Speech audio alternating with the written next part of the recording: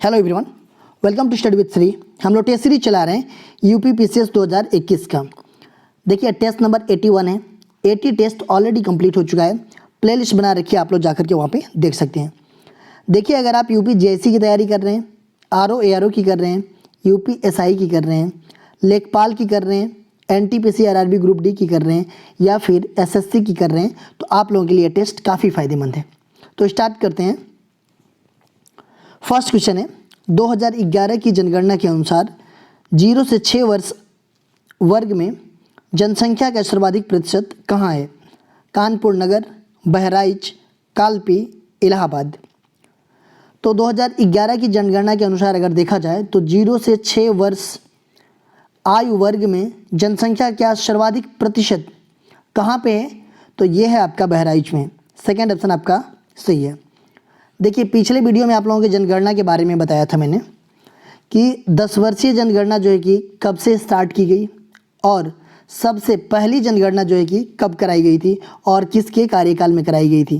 तो देखते हैं कि आप लोगों को याद है या नहीं, वो कमेंट बॉक्स में आप लोग हमें बताइएगा। नेक्स्ट क्वेश्चन देखते हैं।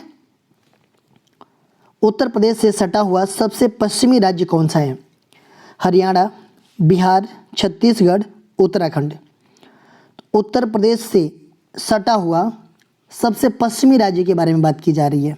ठीक है, पहले तो ये भी हम लोग जानेंगे कि उत्तर प्रदेश से कौन कौन से राज्य सटे हुए हैं, कौन कौन से राज्य सीमा बनाते हैं और सबसे पश्चिमी जो है कि राज्य कौन सा है। ठीक है, तो ये है आपका जो ऑप्शन में दिया गया है, इसमें यह है आपका हरियाणा। ये फर्स्ट ऑप्शन आपका सही है। देखिए इसको मैप में हम लोग देख लेते हैं। देखिए ये है आपका उत्तर प्रदेश। ठीक है, आपका उत्तर प्रदेश में जो है कि कितने राज्य सीमा बनाते हैं? तो देखिए इधर से देखते हैं, उत्तराखंड, उसके बाद से आपका हरियाणा हो जाएगा, उसके बाद से दिल्ली है, राजस्थान है, ये आपका मध्य प्रदेश, छत्तीसगढ़, झारखंड और ये है आपका बिहार। तो कितने राज्य हुए? 1 2 3 4 5 6 7 8 और एक राज्य है कौन सा? इधर हिमाचल प्रदेश। ठीक है ना, ये सटा हुआ यहाँ से। तो 9 राज्य जो है कि उत्तर प्रदेश की सीमा बनाते हैं। देखिए पश्चिमी स्टेट देखा जाए तो आपका हरियाणा भी है, दिल्ली भी है और राजस्थान भी है। तो ऑप्शन में क्या था? केवल आपका हरियाणा था। पूर्वी राज्य की बात करें तो बिहार हो जाएगा और झारखंड हो जाएगा। तो ऐसे देखते हैं।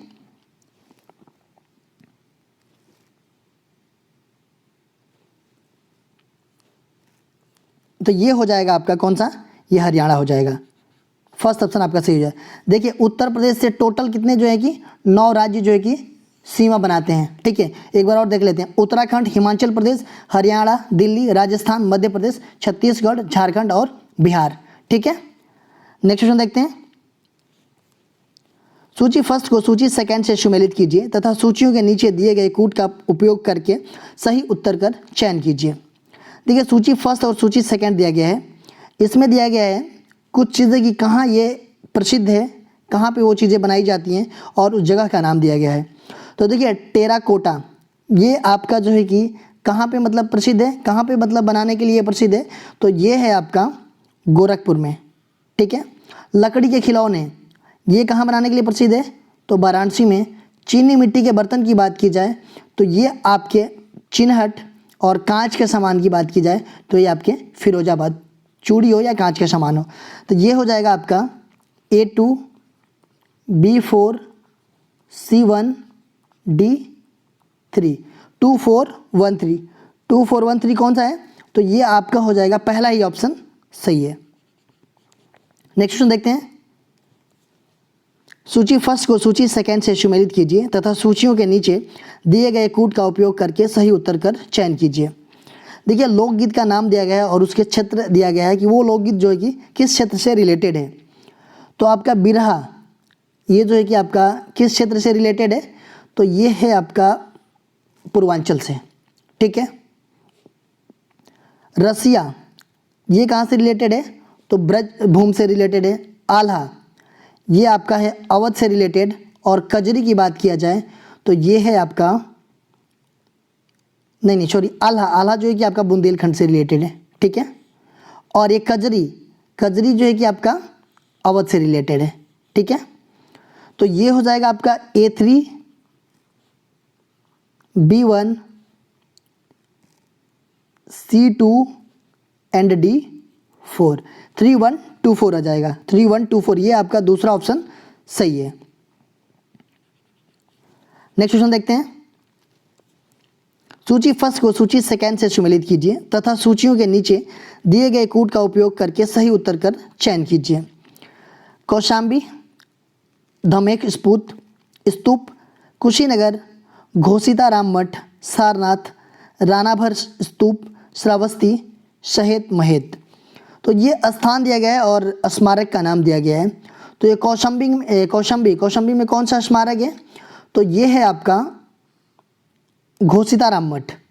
कुशीनगर में रानाभर स्तूप है, सारनाथ में आपका धमेक स्तूप है और श्रावस्ती में आपका शहेत महत है, ठीक है।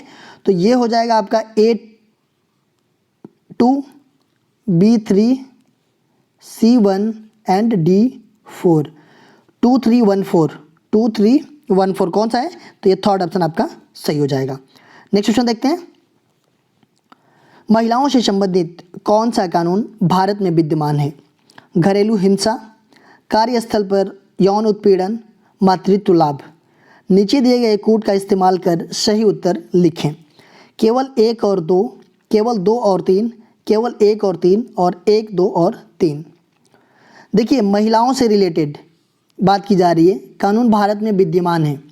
देखिए घरेलू हिंसा की बात की जाए तो इसके लिए भी आपका कानून बना है, ठीक है, कि अगर घर में कोई हिंसा हो रही है महिलाओं के खिलाफ तो उसके लिए है घरेलू हिंसा से महिला संरक्षण अधिनियम 2005। तो ये भी कानून है भारत में।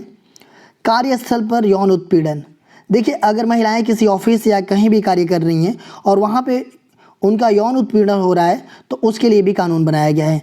तो उसके लिए कानून है आपका यौन उत्पीड़न निवारण अधिनियम 2013, ठीक है। मातृत्व लाभ की बात करें तो इसके लिए भी भारत में कानून है।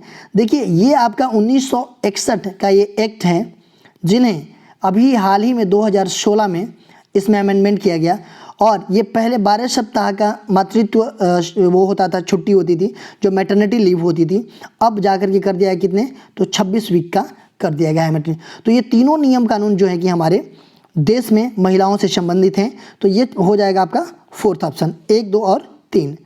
नेक्स्ट क्वेश्चन देखते हैं। पूर्वोत्तर भारत के मध्यकालीन राज्यों के संदर्भ में पाइका की स्थिति क्या थी?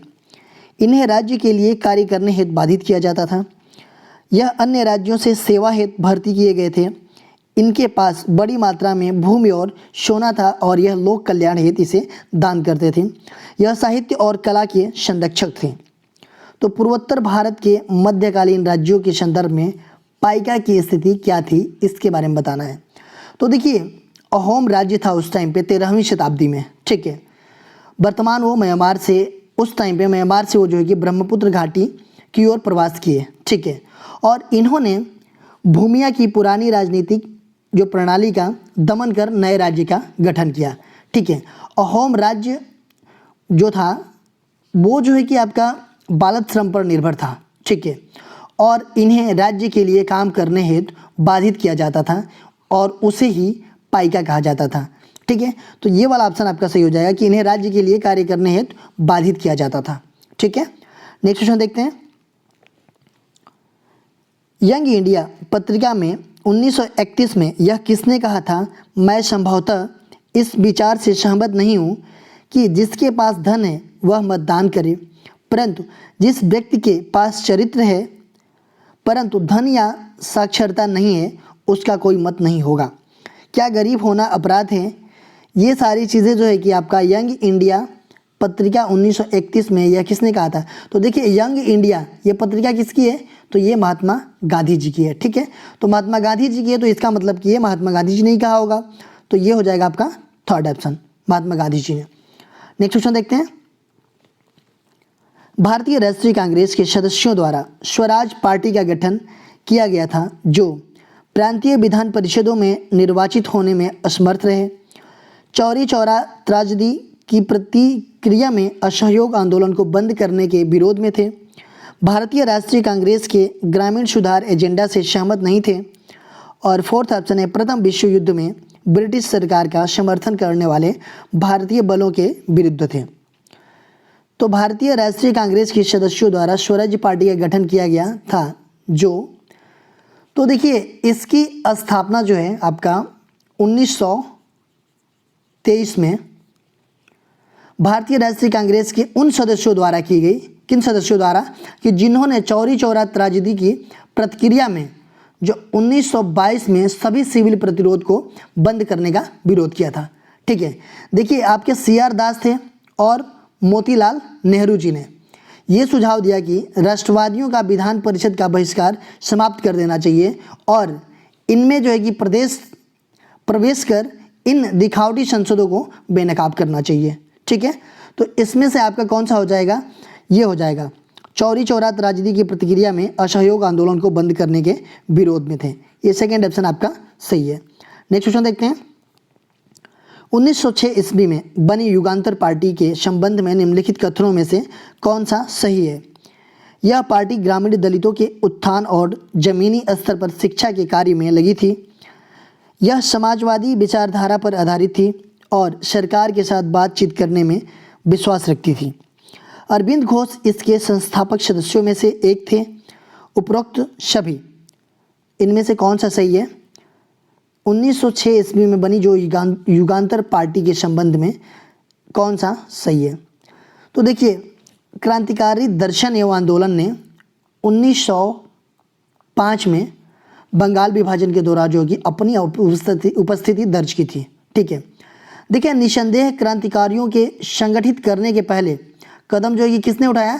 तो अरविंद घोष और उनके भाई जो बरीन घोष थे और एक थे भूपेंद्र नाथ दत्ता, इनके द्वारा उठाए गए थे। ठीक है, जब इन्होंने अप्रैल 1906 में युगांतर पार्टी के गठन किया तो युगांतर पार्टी के नेता जो है कि बरीन घोष और बाघ जतिन ने विस्फोटक बनाना प्रारंभ किया। ठीक है, और इनकी राजनीति आतंकी घटनाओं में जो है कि कौन कौन सी है? तो ये है आपका अलीपुर बम कांड और मुजफ्फरनगर हत्याकांड। ठीक है, जिसमें जो है कि अनेक कार्यकर्ताओं को मारने का प्रयास किया गया। ठीक है, इनमें से कईयों को तो आजीवन निर्वास कर दिया गया और खुदीराम बोस को जो है कि फांसी पे चढ़ा दिया गया। ठीक है, तो ये जो है कि इसमें से हो जाएगा आपका ये अरविंद घोष इसके संस्थापक सदस्यों में से एक थे। ठीक है, ये थर्ड ऑप्शन सही है। नेक्स्ट क्वेश्चन देखते हैं। भारत हेतु संवैधानिक सुधारों संबंधी प्रथम श्वेत पत्र को किसके द्वारा तैयार और ब्रिटिश सांसद की संयुक्त प्रवर समिति के विचारार्थ प्रस्तुत किया गया था? बटलर आयोग, रेडिक्लिफ आयोग, हंटर आयोग और साइमन आयोग। तो भारत हेतु संवैधानिक सुधारों संबंधी प्रथम श्वेत पत्र को किसके द्वारा तैयार और ब्रिटिश संसद की संयुक्त प्रवर समिति को विचारार्थ प्रस्तुत किया गया था? तो वो किया गया था आपका साइमन आयोग के द्वारा। ठीक है, ये फोर्थ ऑप्शन आपका सही है। देखिए बटलर आयोग ये किससे संबंधित है? तो रियासतों के राजकुमारों की सर्वोच्च शक्तियाँ और उनके बीच के संबंधों की जांच करने और स्पष्टीकरण के लिए ये बटलर आयोग बनाया गया था। रेडिक्लिफ आयोग ये जो है कि आपका भारत पाकिस्तान सीमा का बंटवारा के लिए आयोग बनाया गया था। हंटर कमीशन ये जो है कि आपका भारतीय शिक्षा के विषय में आयोग गठित किया गया था, स्पेशली प्राथमिक शिक्षा के लिए। ठीक है, नेक्स्ट क्वेश्चन देखते हैं। निम्नलिखित में से किसे विश्व का कहवा पतन कहा जा गया है? Buenos Aires, Santos, Sao Paulo, Rio de Janeiro. विश्व का कहवा पतन कहा गया है, पतन की बात की जा रही है, कहवा पतन। ठीक है, तो ये कहा गया है आपका सैंटोस को। सेकेंड ऑप्शन आपका सही है। देखिए सैंटोस ये ब्राज़ील में है। ठीक है, और यह विश्व का सर्वाधिक कहवा निर्वात पतन है। ठीक है, जिसे कहवा पतन के नाम से भी इसे जाना जाता है। देखिए इस पतन में साओ पोलो, ठीक है, और इस पतन में जो है कि साओ पोलो क्षेत्र से कहवा आता है। ठीक है, और सैंटोस से और साओ पोलो की ओर जाने वाले जो मार्ग है ना उसे कहवा मार्ग कहा जाता है। ये आता है आपका कहाँ से? तो ये साओ पोलो से कहवा आता है इस पतन पे, ठीक है। और इस पतन और ये मतलब इन दोनों के बीच की जो वो है ना, उसको कहवा मार्ग कहा जाता है, ठीक है। नेक्स्ट क्वेश्चन देखते हैं। एशिया में उत्तर से दक्षिण की ओर क्रमानुसार पाए जाने वाले प्राकृतिक वनस्पति प्रदेशों का सही अनुक्रम कौन सा है? स्टेपी, टोड्रा, टैगा, सावाना, भूमध्य रेखीय। टैगा, टोड्रा, स्टेपी, सवाना, भूमध्य रेखीय। टोड्रा, टैगा, स्टेपी, सवाना, भूमध्य रेखीय। टुड्रा, टैगा, स्टेपी, भूमध्य रेखीय, सवाना। तो देखिए एशिया में उत्तर से दक्षिण की ओर क्रमानुसार पाए जाने वाले प्राकृतिक वनस्पति प्रदेशों का सही अनुक्रम कौन सा है? देखिए एशिया में की बात की जा रही है और उसमें उत्तर से दक्षिण जाने की बात की जा रही है। तो देखिए उत्तर से जब दक्षिण आपकी ओर जाएंगे तो टुड्रा पड़ेगा, टैगा पड़ेगा, स्टेपी पड़ेगा, सवाना पड़ेगा और भूमध्य रेखीय पड़ेगा। तो ये थर्ड ऑप्शन आपका सही हो जाएगा। ये उत्तर से दक्षिण की ओर जाने में, वही दक्षिण से उत्तर की ओर जाना होगा तो भूमध्य रेखीय, सवाना, स्टेपी, टैगा और टुड्रा पड़ेगा, ठीक है। नेक्स्ट क्वेश्चन देखते हैं। पश्चिमी उप हिमालय क्षेत्र में स्थित विवर्तनिक जलोढ़ अनुदैर्ध्य घाटियों को निम्नलिखित में से किस नाम से जाना जाता है?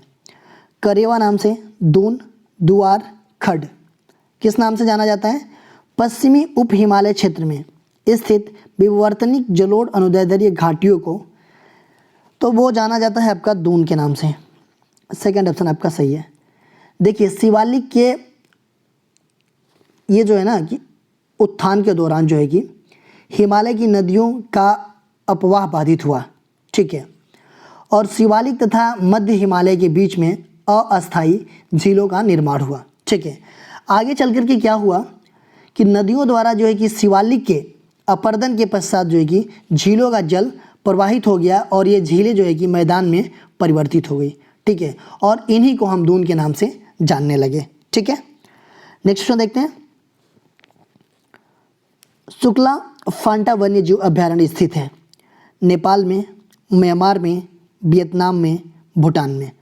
तो शुक्ला फांटा वन्य जीव अभ्यारण्य जो कि कहाँ पे स्थित है? तो ये स्थित है आपका नेपाल में, ठीक है। ये नेपाल के तराई के दक्षिण पश्चिमी क्षेत्र के कंचनपुर जिले में फैला हुआ है ये शुक्ला फांटा वन्य जीव अभ्यारण्य। नेक्स्ट क्वेश्चन देखते हैं। निम्नलिखित महाद्वीपों में कौन सा गोंडवाना लैंड का भाग नहीं है? ऑस्ट्रेलिया, दक्षिण अमेरिका, उत्तरी अमेरिका और अफ्रीका। तो ये पूछ रहा है कि गोंडवाना लैंड का भाग नहीं है, तो कौन सा नहीं है गोंडवाना लैंड का भाग? तो ये उत्तरी अमेरिका, ये जो है कि आपका गोंडवाना लैंड का भाग नहीं है। देखिए इससे रिलेटेड एक और क्वेश्चन है, उसमें मैं आप लोगों को क्लियर कर दूंगा ये चीज़ें। नेक्स्ट क्वेश्चन देखते हैं। देखिए पैंजिया के दो खंडों में विभाजन के फलस्वरूप उत्तरी भाग को लारेशिया कहा गया। निम्न में से कौन सा भाग लारेशिया का भाग नहीं है? देखिए ये पैंजिया, लारेशिया, ये जो है कि इसके बारे में हम लोग अभी अच्छे से समझेंगे, ठीक है। देखिए क्या हुआ कि कार्बोनिफेरस युग में हमारी जो पृथ्वी थी एक विशाल भूखंड के रूप में थी, ठीक है। उसे विशाल भूखंड को क्या बोला जाता था? पैजिया बोला जाता था, ठीक है, पैजिया कहा जाता था। उसके बाद क्या हुआ कि देखिए ये मतलब उसको पैजिया बोला जाता था और इसके जो है कि चारों तरफ जो है कि बड़ा सा महासागर था, उसको क्या बोला जाता था? तो उसको बोला जाता था पैथालासा, ठीक है। ये मतलब लास्टली जो है कि ट्रियासिक युग में जो पैजिया था, मतलब जो ये हमारा एक क्या बोलते हैं एक विशाल भूखंड थी, वो क्या हुआ कि उसका विभाजन प्रारंभ हो गया, ठीक है। तो इसका अगर विभाजन प्रारंभ होगा तो ये टूटेगा, ठीक है। तो इसका विभाजन प्रारंभ हुआ तो ये टूट गया और टूट करके जो है कि दो भाग में हो गया। एक जो है कि उत्तर की ओर प्रवाहित होने लगा और एक जो है कि कहाँ प्रवाहित होना? दक्षिण की तरफ प्रवाहित होने लगा, ठीक है। और जब उत्तर और दक्षिण की तरफ प्रवाहित होगा तो बीच में तो जगह बचेगा, तो ये बीच में जो है कि आपका क्या हो गया? यह टेथिस सागर इसको बोलते हैं, मतलब टेथिस सागर हो गया। एक उत्तर की ओर प्रवाहित हुआ। देखिए उत्तर की ओर जो प्रवाहित हुआ उसको हमने क्या बोला? लारेशिया मतलब कि अंगारा लैंड बोला, और जो एक दक्षिण की तरफ प्रवाहित हुआ उसको हमने गोंडवाना लैंड बोला। ठीक है, एक मिनट रुक जाइए, सॉरी, मान लीजिए जो भी चीज़ें हैं ये, ठीक है, ये दो भाग में हो गया, एक जो है कि उत्तर वाला और एक दक्षिण वाला। उत्तर वाले को हमने क्या बोला, लारेशिया या अंगारा लैंड, दक्षिण वाले को मैंने दक्षिण वाले को बोला गया गोंडवाना लैंड, और बीच में ये तेथिस सागर हो गया। ठीक है, देखिए अब क्या हुआ कि जो उत्तर में हुआ तो कुछ समय बाद जो है कि इसमें भी आपका उत्तरी अमेरिका, ग्रीनलैंड, यूरोप और एशिया शामिल है। ठीक है, और दक्षिण में आपका दक्षिणी अमेरिका, अफ्रीका, मेडागास्कर, अरब प्रायद्वीपीय, भारतीय उपमहाद्वीप, ऑस्ट्रेलिया, न्यूजीलैंड और जो है कि कौन सा अंटार्कटिका शामिल है इसमें दक्षिण वाले में। तो ये चीज़ें समझ में आ गया। पैंजिया किसे बोला गया, तो जो ये आपका हमारी जो पृथ्वी थी एक विशाल भूखंड थी उसको पैंजिया बोला गया। लारेशिया, लारेशिया किसे बोला गया, तो ये उत्तरी भाग वाला बोला गया। ठीक है, लारेशिया और अंगारा लैंड, और दक्षिणी को क्या बोला गया, गोंडवाना लैंड, और बीच में ये तेथिस सागर है। तो ये बात की जा रही है उत्तरी भाग को, मतलब लारेशिया में ये पूछ रहा है कि निम्नलिखित में कौन सा भाग लारेशिया का भाग नहीं है। तो लारेशिया में मैंने बताया आपको कौन कौन आता है, तो उत्तरी अमेरिका, ग्रीनलैंड, यूरोप और एशिया शामिल है। तो उत्तरी अमेरिका, यूरोप, एशिया शामिल है इसमें। ठीक है, अब ये दक्षिणी अमेरिका जो है कि आपका किसका ये भाग है, तो ये भाग है आपका गोंडवाना लैंड का। ठीक है, ये लारेशिया का भाग नहीं है, अंगारा लैंड का भाग ये नहीं है। ठीक है, तो दक्षिण एशिया हो जाए, और दक्षिण एशिया में मैंने बता ही दिया आप लोगों को कि ये जो है कि दक्षिण में जो प्रवाहित हुआ जिसे गोंडवाना लैंड बोलते हैं उसमें कौन कौन आता है, दक्षिणी अमेरिका आता है, अफ्रीका आता है, मेडागास्कर आता है, अरब प्रायद्वीपीय आता है, भारतीय उपमहाद्वीप आता है, ऑस्ट्रेलिया आता है, न्यूजीलैंड आता है और अंटार्कटिका आता है। तो जहाँ तक उम्मीद है कि आप लोग समझ गए होंगे। नहीं समझ में आया होगा तो कमेंट बॉक्स में मुझे बताइएगा कि ये पैंजिया क्या है, लारेशिया क्या है, और जो कि पैथालाशा क्या है, तेथिस सागर क्या है। ठीक है, नेक्स्ट क्वेश्चन देखते हैं। भारत में निम्नलिखित क्षेत्रों में किसमें भूतापीय ऊर्जा स्रोत नहीं पाए गए हैं, गंगा डेल्टा, पश्चिमी तट, गोदावरी डेल्टा, इनमें से कोई नहीं। तो भारत के निम्नलिखित क्षेत्रों की बात की जा रही है, भूतापीय ऊर्जा स्रोत नहीं पाए गए हैं। ठीक है, देखिए भूतापीय ऊर्जा होता क्या है, पृथ्वी की भूपर्पटी में पाए जाने वाले उष्ण जल से प्राप्त होने वाली ऊर्जा जिसका जो है कि प्रयोग मानव अपने अनेक कार्यों के लिए करता है उसे हम भूतापीय ऊर्जा कहते हैं। ठीक है, देखिए भारत में भूतापीय ऊर्जा का स्रोत कहाँ कहाँ है, तो आपका है हिमालय, खंभात बेसिन में, सोनाटा में है, पश्चिमी घाट में है, महानदी बेसिन में है, गोदावरी बेसिन में है। ठीक है, लेकिन आपका जो है कि ये गंगा डेल्टा में नहीं है। देखिए पश्चिमी घाट में है, गोदावरी डेल्टा में है ही, तो ये हो जाएगा आपका फर्स्ट ऑप्शन, यहाँ पे नहीं है भूतापीय स्रोत। नेक्स्ट क्वेश्चन देखते हैं। हिमानी झील इटास्का किस नदी का एक स्रोत है, मिसिसिपी, मिसौरी, रेड बियर, इनमें से कोई नहीं। हिमानी झील इटास्का किस नदी का स्रोत है, तो देखिए ये जो है कि हिमानी नदी इटास्का ये मिसिसिपी नदी का स्रोत है। ठीक है, मिसिसिपी नदी आपका ये पहला है। मिसिसिपी नदी जो है कि आपका कहाँ पे गिरती है, तो ये जो है कि मैक्सिको की खाड़ी में गिरती है। देखिए मिसौरी, ये भी बहुत इंपॉर्टेंट चीज़ है, ये जो है कि आपका मिसौरी नदी की बात करें तो ये उत्तरी अमेरिका की सबसे लंबी नदी है। ठीक है, उत्तरी अमेरिका की सबसे लंबी नदी मिसौरी है। नेक्स्ट क्वेश्चन देखते हैं। कौन सा युग्म सुमेलित नहीं है, देखिए सिडनी सेन, देखिए ये नगर का नाम दिया गया है और नदियों का नाम दिया गया है। कौन सा नगर जो है कि किस नदी के किनारे बसा है, तो सिडनी जो है कि आपका शेन दिया गया है, न्यूयॉर्क हडसन, वर्लिन स्प्री, खार्तूम जो है कि नील। तो देखिए खार्तूम जो है कि नील नदी के किनारे बसा है, सही है। वर्लिन स्प्री नदी के किनारे बसा है, ये भी सही है। न्यूयॉर्क जो है कि हडसन नदी के किनारे बसा है। सिडनी जो है कि किस नदी के किनारे बसी है, तो ये आपका डार्लिंग नदी के किनारे बसी है सिडनी। और ये शेन नदी के किनारे कौन सा मतलब है, तो सेन नदी के किनारे जो है कि आपका पेरिस बसा हुआ है, ठीक है। तो ये आपका गलत ऑप्शन है, सुमेरित नहीं है, तो ये हो जाएगा आपका 20 के ए। देखिए कल क्वेश्चन पूछा गया था आप लोगों से ये, उत्तर प्रदेश की पूर्वी व पश्चिमी सीमा का निर्धारण किन नदियों के द्वारा किया जाता है? क्रमशः सोन नदी व यमुना नदी, क्रमशः चंबल नदी व गंडक नदी, क्रमशः गंडक नदी व यमुना नदी, क्रमशः केन नदी व गंडक नदी। तो देखिए उत्तर प्रदेश का अगर प्राकृतिक सीमाएं देखा जाए तो ये निर्धारण है पूरब में जो है कि आपका गंडक नदी है, ठीक है, पूरब में। पश्चिम में आपका यमुना नदी है, ठीक है। और उत्तर की बात की जाए तो ये शिवालिक पर्वत श्रेणी से इसका मतलब वो होता है, और दक्षिण की बात की जाए तो ये यमुना नदी व विंध्य श्रेणी से है। तो देखिए क्वेश्चन पूछ रहा है कि पूर्वी व पश्चिमी सीमा का निर्धारण, तो पूर्वी में आपका गंडक हो जाएगा, पश्चिम में यमुना हो जाएगा। तो क्रमशः क्या है आपका गंडक और यमुना, देखिए ये है क्रमशः गंडक नदी व यमुना नदी आपका हो जाएगा ये थर्ड ऑप्शन, ठीक है। आज का क्वेश्चन देखते हैं। मौना लोआ एक सक्रिय ज्वालामुखी है, ये कहाँ का है? हवाई द्वीप का, जापान का, इटली का, इनमें से कोई नहीं। तो मौना लोआ ये जो सक्रिय ज्वालामुखी है इसके बारे में आप लोग मुझे बताइएगा कि ये कहाँ पे स्थित है। इसका आंसर जो मैं नेक्स्ट वीडियो में दूंगा। देखिए अगर आप हमें इंस्टाग्राम पे भी, फेसबुक पे भी फॉलो करना चाहते हैं तो यहाँ भी कर सकते हैं। इंस्टाग्राम पे हमारी आईडी है स्टडी विद श्री 25, फेसबुक एक मेरा पेज है स्टडी विद श्री के नाम पे, और फेसबुक एक मेरा ग्रुप है UPPCS BEO RO करके। तो आप लोग यहाँ भी कनेक्ट हो सकते हैं। यहाँ पे भी स्टडी से रिलेटेड चीज़ें पोस्ट की जाती है जिससे आप लोगों को फ़ायदा पहुँच सकता है।